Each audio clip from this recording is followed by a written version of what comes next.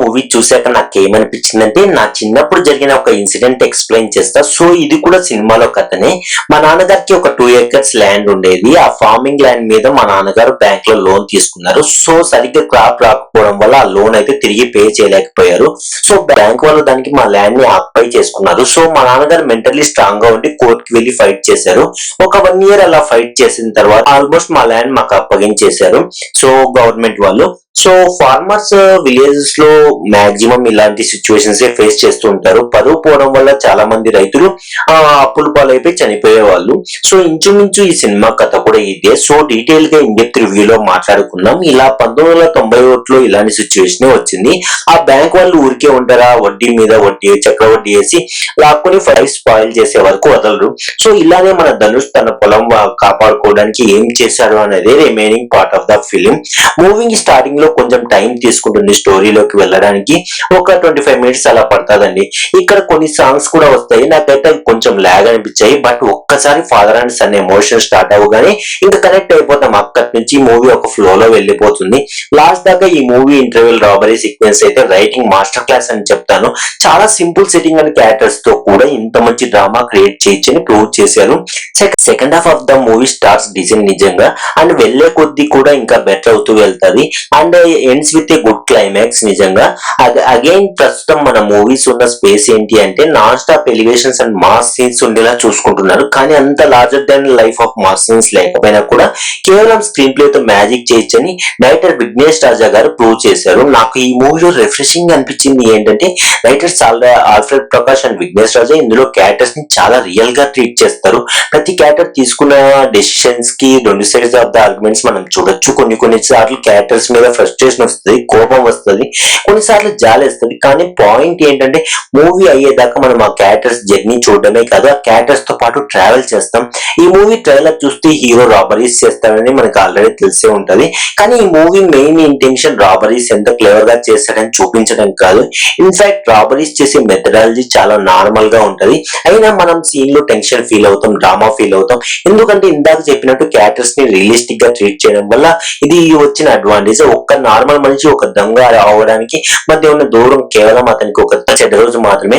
ప్రతి ఒక్కరికి రిలేట్ అవుతుంది ఆయన క్యారెక్టర్. నిజంగా చెప్పాలంటే నువ్వు ఎంత స్మార్ట్ సీన్ రాసినా కూడా క్యారెక్టర్స్ కి ఆడియన్స్ కనెక్ట్ అవ్వకపోతే ఆ సీన్ వర్క్ అవ్వదు. కానీ నువ్వు ఎంత సింపుల్ సీన్ రాసినా కూడా ఆడియన్స్ కనెక్ట్ అయితే మాత్రం ఎమోషన్ ఫీల్ అయిపోతారు. ఈ మూవీలో అదే జరిగింది నిజంగా. ధనుష్ యాజ్ యూజువల్ ఇచ్చి పడేశారు నిజంగా. ధనుష్ తన ఫ్యామిలీ కోసం ఫైట్ చేసే స్టోరీస్ అన్ని బాగుంటాయి. రఘువరన్ బీటెక్, నవమన మధుడు, మిడిల్ క్లాస్ హీరో లాగా ధనుష్ పర్ఫెక్ట్ గా సెట్ అవుతారు. ప్రీవియస్లీ వచ్చిన ఇడ్లీ కొట్టు సినిమా కూడా వాళ్ళ ఫాదర్ కోసం ఫైట్ చేసేది. చాలా ఎమోషనల్ అయిపోయాం.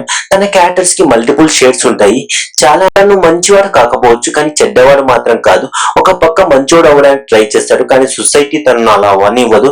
సో తను చేసే తప్పులను మంచి వెతుక్కోవడానికి ట్రై చేస్తాడు. ఇలాంటి ఒక గ్రే ఏరియాలో ఉంటది తన character. And high activated so well నిజంగా. ఈ మూవీలో ఇంకో 2 మంచి పర్ఫార్మెన్సెస్ ఉన్నాయి. పోలీస్ ఆఫీసర్ గా చేసిన సూరజ్ అండ్ బ్యాంక్ మేనేజర్ గా చేసిన జయరామ్ రోల్. సూరజ్ క్యారెక్టర్ పేరు భరతం. తనకి ఫ్లాస్ ఉంటాయి. ఫేమ్ కోసం ట్రై చేస్తుంటాడు పోలీస్ కాబట్టి తనకి కూడా grey character. Bank manager role లో జయరామ్ గారు అయితే ఇచ్చి పడేశారు. పర్ఫెక్ట్ కాస్టింగ్ నిజంగా. అలా కంటిన్యూస్ వెల్నెస్ గా తీసుకొచ్చారు. తన పర్ఫార్మెన్స్ తో సపోర్టింగ్ రోల్ పర్ఫార్మెన్స్ డీసెంట్ కూడా. మమతా బేజీ కి ఎక్కువ రోల్ ఉంటది అనుకున్నా కానీ చిన్న రోల్ నిజంగా. బట్ హీరో క్యారెక్టర్ కి ఒక ఎమోషనల్ లేయర్ అయితే యాడ్ చేస్తుంది తన రోల్. బట్ ఇంత చిన్న క్యారెక్టర్ మళ్ళీ ఒక సాంగ్ కొన్ని సీన్లు పెట్టి టైం వేస్ట్ చేస్తాను అనిపించింది బిగినింగ్ లో. బట్ అవ్వలేదు. టెక్నికల్లీ ఈ మూవీ అయితే నిజంగా విజువల్స్ ఆర్ నిజంగా ఎక్సలెంట్ అండి. ఆ రూరల్ అట్మాస్ఫియర్ తీసుకురావడమే కాదు వైట్ షాట్స్ అయితే చాలా బ్యూటిఫుల్ గా సెట్ చేశారు. Music by G V Prakash decent dubs వల్ల అంతగా అనిపించలేదు కానీ బీజిఎం అయితే వర్క్ అయింది నిజంగా.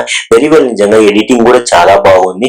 నా ఫస్ట్ 20-25 minutes నిజంగా ఉండే ఈ షో స్టోరీలోకి వెళ్ళడానికి చాలా టైం తీసుకున్నారు. బట్ ఒక్కసారి స్టార్ట్ అయ్యాక మాత్రం ఆ ఫ్లో అయితే మిస్ అవ్వదు. సెకండ్ హాఫ్ లో కొన్ని సీన్స్ లో ఎడిట్ కూడా బెటర్ అనిపించింది. బట్ స్టిల్ గుడ్ నిజంగా. మన కంట్రీలో రూల్స్ ఉంటాయి కానీ అవి మనకి బెనిఫిట్ అవ్వు. సిస్టమ్ ఉంటది కానీ అది సరిగా పనిచేయదు. ఒక పాయింట్ లో మూవీలో ధనుష్ చేసే దొంగతనం కన్నా తనకన్నా పెద్దవాళ్ళు చేసిన పనులకే వాళ్ళే ఇంకా పెద్ద దొంగల్లా కనిపిస్తారు. ఈ మూవీలో విఘ్నేష్ రాజా కూడా అదే క్వశ్చన్ చేస్తారు.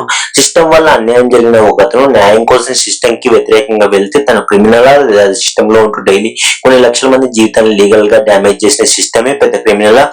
సిస్టమ్ లూప్ హోల్స్ ని యూజ్ చేసుకుని మధ్యలో ప్రాఫిట్ మిడిల్ మ్యాన్ పెద్ద క్రిమినల్స్ మూవీలో మనకి రెజల్యూషన్ ఇస్తారు, కానీ రియాలిటీలో ఆ రెజల్యూషన్ మనకి ఎప్పటికైనా దొరుకుతుంది అనే క్వశ్చన్ మాత్రం మన మైండ్ లో అలానే ఉంటది.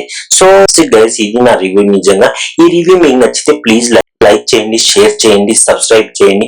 మరిన్ని వీడియోస్ తో మీ ముందుకు వచ్చేస్తాం ఈ వీక్ లో. సబ్స్క్రైబ్ ఫర్ స్టోరీ ఏంటంటే దట్స్ ఇట్ గైస్.